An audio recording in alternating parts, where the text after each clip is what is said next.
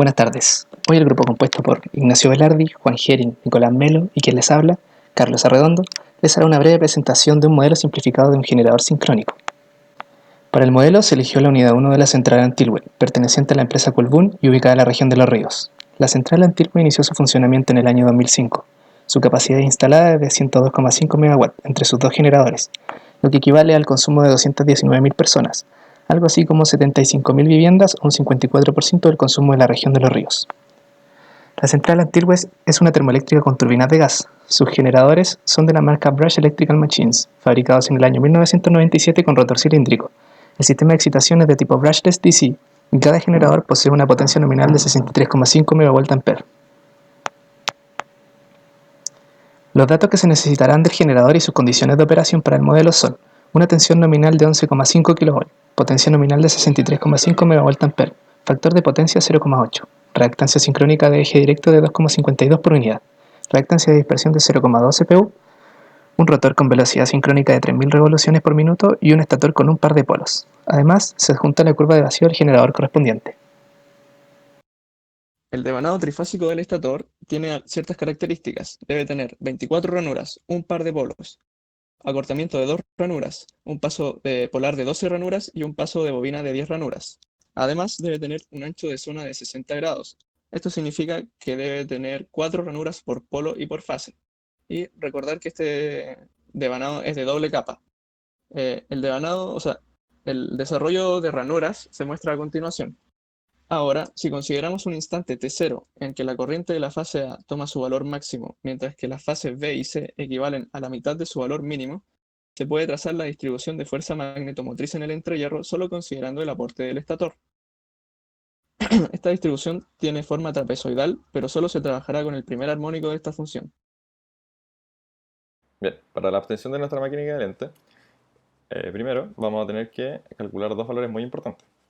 El valor de G, que es el coeficiente de la reacción de armadura, y el valor del número efectivo de las vueltas de rotor. Esto lo haremos bajo dos condiciones de operación impuestas. La primera condición es que se tiene que trabajar al 30% del torque nominal.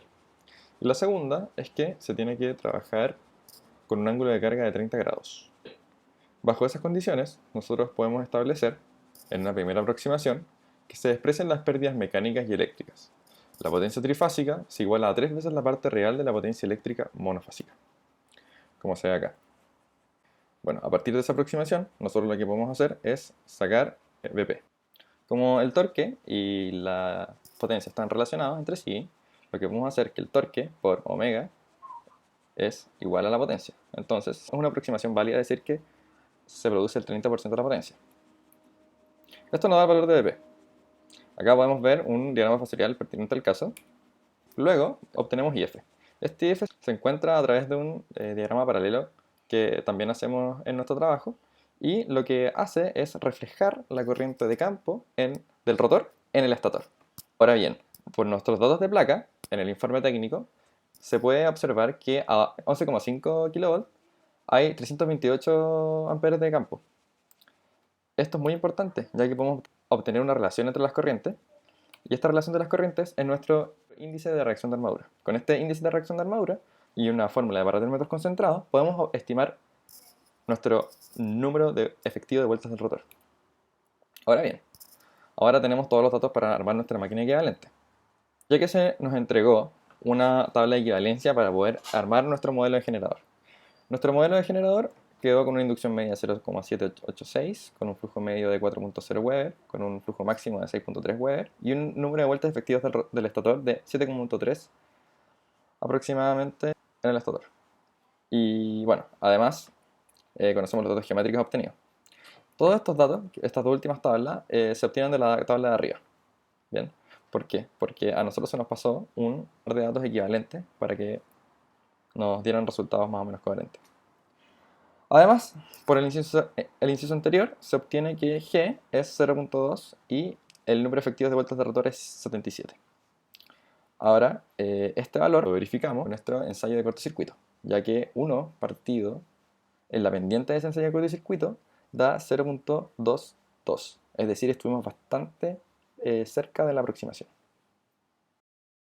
La condición de operación que se plantea es que la potencia entre terminales debe ser de 1,55 MW trifásicos. Por lo tanto, se plantea el modelo del circuito para obtener las variables eléctricas que nos permiten ver cómo funciona el generador. Lo primero es calcular el ángulo de la corriente de armadura para tener el factor de potencia 0,8 inductivo. Después, se plantea la ecuación de potencia activa para encontrar la magnitud de la corriente de campo. Con un LDK simple se puede obtener la magnitud y el ángulo de la tensión de rotación interna del modelo. Este ángulo corresponde al ángulo de carga, el cual también nos sirve para calcular el torque. En este punto vamos a recurrir al modelo paralelo de la máquina eléctrica, de donde se extrae que la corriente del rotor reflejada al estator equivale a la tensión de rotación dividida por la reactancia magnetizante. Y mediante la relación entre las corrientes se obtiene la magnitud de la corriente de campo. Y finalmente el torque. Además, se puede apreciar el diagrama fasorial en esta condición de operación.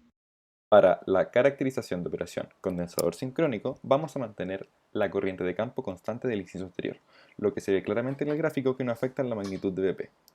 Ahora bien, como en esta condición de operación la potencia activa es 0, vamos a tener que V1 y Vp van a estar en fase, lo cual se traduce en potencia activa trifásica 0.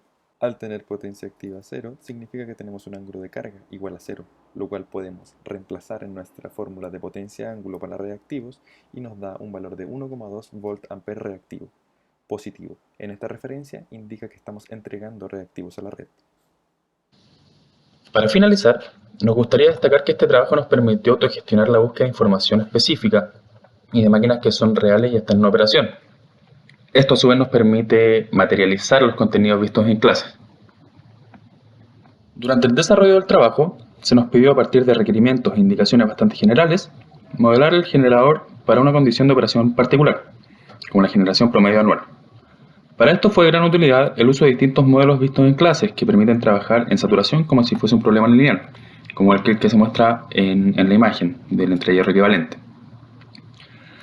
Gracias a estos modelos pudimos obtener variables eléctricas que describen el comportamiento de la máquina, ya sea de forma interna o externa, como la potencia, por ejemplo. Con relación a esto último, se trabajó en una aplicación bastante útil de este tipo de máquinas, el condensador sincrónico, el cual, como se mostró anteriormente, permite regular el factor de potencia de una red solamente regulando su tensión. Esto, contrario a los bancos de condensadores, lo hace sin discontinuidades, convirtiendo esto último en una de sus grandes ventajas. En la imagen se presenta un diagrama fasorial de tensiones y corrientes. Se ve que, con corriente de campo constante, a medida que se disminuye la carga hasta llegar a 0, la tensión Vp queda en fase con la tensión en bornes, y la corriente de armadura es mínima. En este punto, la potencia activa tiene un valor de 0, por lo tanto solamente se entregan reactivos a la red.